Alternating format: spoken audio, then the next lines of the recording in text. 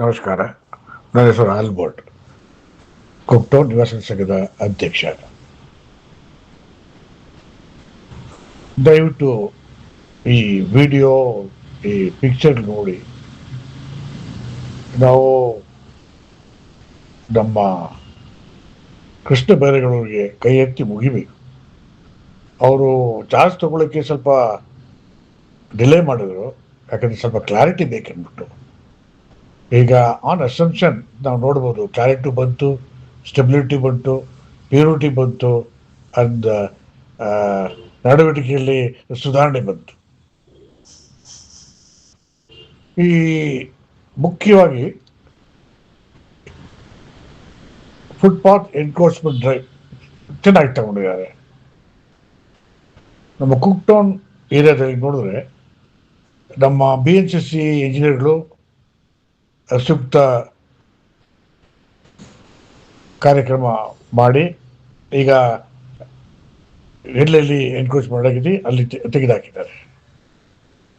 ಇದು ಒಂದು ಉತ್ತಮವಾದ ಕೆಲಸ ನಮ್ಮ ಇಂಜಿನಿಯರ್ಗಳು ಮಾಡಿದ್ದಾರೆ, ನಾವು ಮೆಚ್ಚಿದ್ದೀವಿ. ನಮ್ಮ ಒಂದೇ ಒಂದು ಕೋರಿಕೆ, ಎಲ್ಲೆಲ್ಲಿ ಇವರು ಕ್ರಮ ತೆಗೆದಿದ್ದಾರೆ, ಡೆಮಾಲಿಷನ್ ಮಾಡಿದ್ದಾರೆ, ಎನ್ಕ್ರೋಚ್ಮೆಂಟ್ ಎತ್ತಾಗಿದ್ದಾರೆ, ಪುನಃ ಅಂಥ ಜಾಗದಲ್ಲಿ ಇವರಿಗೆ ಮತ್ತೊಮ್ಮೆ ಈ ಎನ್ಕ್ರೋಚ್ಮೆಂಟ್ ಮಾಡಲಿಕ್ಕೆ ಅವಕಾಶ ಕೊಡಬಾರ್ದು. ಈ ಸ್ವಚ್ಛ ಬೆಂಗಳೂರು ನಮ್ಮ ಏನು ನಾವು ಕನಸು ಕಾಣ್ತಾ ಇದ್ದೀವಿ, ಅದು ಈಡೇರಿಸಬೇಕೆಂದ್ಬಿಟ್ಟು ನಮ್ಮ ವಿನಂತಿ. ಒಂದಿಗೆ ನಮಸ್ಕಾರ.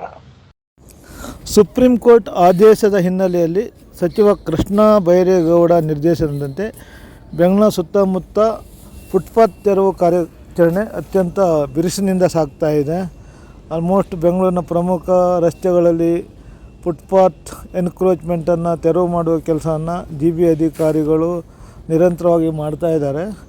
ಈ ಫುಟ್ಪಾತು ತೆರವು ಕಾರ್ಯಾಚರಣೆ ಇದು ಕಂಟಿನ್ಯೂ ಮಾಡ್ತಾನೆ ಇರಬೇಕಾಗುತ್ತೆ. ಯಾಕಂದರೆ ಇಷ್ಟು ದಿನ ಫುಟ್ಪಾತಲ್ಲಿ ವ್ಯಾಪಾರ ಮಾಡಲಿಕ್ಕೆ ಬಿಟ್ಟಿದ್ದೇ ಒಂದು ದೊಡ್ಡ ತಪ್ಪದು. ಫುಟ್ಪಾತು ಇರೋದು ನಡಿಗೆದಾರರಿಗೆ ಅನ್ನೋದು ಒಂದು ಮೂಲಭೂತ ಹಕ್ಕು, ಅಲ್ಲಿ ವ್ಯಾಪಾರ ಮಾಡಲಿಕ್ಕೆ ಬಿಟ್ಟಿದ್ದು ದೊಡ್ಡ ತಪ್ಪು. ಈ ಫುಟ್ಪಾತಲ್ಲಿ ವ್ಯಾಪಾರ ಮಾಡುವವ್ರ ಹತ್ರ ಈ BBMP ಅಧಿಕಾರಿಗಳು, ಈಗ GB ಆಗಿದೆ ಅಧಿಕಾರಿಗಳು, ಟ್ರಾಫಿಕ್ ಪೊಲೀಸರು ಪ್ರತಿ ತಿಂಗಳು ಬಾಡಿಗೆನೂ ವಸೂಲಿ ಮಾಡ್ತಾ ಇರೋದು ಮಾಹಿತಿಗಳು ಈಗ ಬರ್ತಾಯಿವೆ, ಒಂದೊಂದೇ ಹೊರಗೆ ಬರ್ತಾಯಿದೆ. ಈಗ ಫುಟ್ಪಾತ್ ವ್ಯಾಪಾರಿಗಳು ಹೇಳ್ತಾ ಇದ್ದಾರೆ, ನಾವು ಬಾಡಿಗೆ ಕೊಡ್ತಾಯಿದ್ವಿ BBMP ಅಧಿಕಾರಿಗಳಿಗೆ, ಟ್ರಾಫಿಕ್ ಪೊಲೀಸರಿಗೆ, ಪ್ರತಿ ತಿಂಗಳು ಹಣ ಕೊಡ್ತಾಯಿದ್ದು ಈಗ ಬಂದಿದೆ. ಅದರಿಂದ ಅವರು ಈವರೆಗೆ ಯಾವುದೇ ಆ್ಯಕ್ಷನ್ ತಗೊಳ್ತಾ ಇರಲಾಗಿತ್ತು. ಈಗ ಸುಪ್ರೀಂ ಕೋರ್ಟ್ ಆದೇಶದ ಹಿನ್ನೆಲೆಯಲ್ಲಿ ಕೃಷ್ಣ ಬೈರೇಗೌಡ ಅತ್ಯಂತ ದಿಟ್ಟ ನಿರ್ಧಾರ ತಗೊಂಡು ಈಗ ಫುಟ್ಪಾತ್ ತೆರವು ಕಾರ್ಯಕ್ರಮ ಮಾಡ್ತಾಯಿದ್ದಾರೆ. ಬೆಂಗಳೂರಿನ ಪ್ರಮುಖ ರಸ್ತೆಗಳಲ್ಲಿ ಫುಟ್ಪಾತ್ ತೆರವು ನಡೀತಾ ಇದೆ. ಇದು ಒಂದೇ ಸಲ ಮುಗಿಯೋಲ್ಲ, ಇದು ಕಂಟಿನ್ಯೂ ಆಗಿ ನಡೀತಾ ಇರಬೇಕಾಗತ್ತೆ. ತೆರವು ಆದಮೇಲೆ ಮತ್ತು ವಾಪಸ್ಸಲ್ಲಿ ವ್ಯಾಪಾರ ಆಗದ ಥರ ನೋಡ್ಕೊಳ್ಬೇಕು.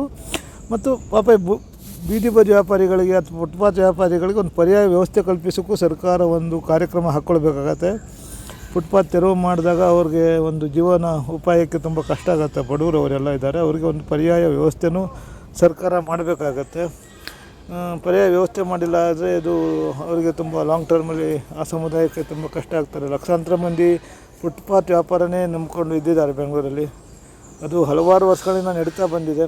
ಯಾವ ಸರ್ಕಾರನೂ ಅವ್ರಿಗೆ ಡಿಸ್ಟರ್ಬ್ ಮಾಡಿಲ್ಲ, GB ಅಧಿಕಾರಿಗಳು ಮಾಡಿಲ್ಲ, ಸಂಚಾರಿ ಪೊಲೀಸರು ಮಾಡಿಲ್ಲ. ಒಂದು ರೀತಿಯ ಅಡ್ಜಸ್ಟ್ಮೆಂಟಲ್ಲಿ ಇದು ನಡೀತಾ ಇತ್ತು. ಈಗ ಇದಕ್ಕಿದ್ದಂತೆ ಅವರನ್ನು ಒಕ್ಕಲೆಬ್ಬಿಸಿದ್ರಿಂದ ಅವರೆಲ್ಲ ಬೀದಿ ಪಾಲಾಗಿದ್ದಾರೆ. ಅವರಿಗೆ ಯಾವುದೇ ಆದಾಯ ಮೂಲ ಇಲ್ದಿರೆ ಅವರಿಗೆ ಸಂಸಾರ ಸಾಗಿಸೋದು ತುಂಬ ಕಷ್ಟ ಆಗುತ್ತೆ.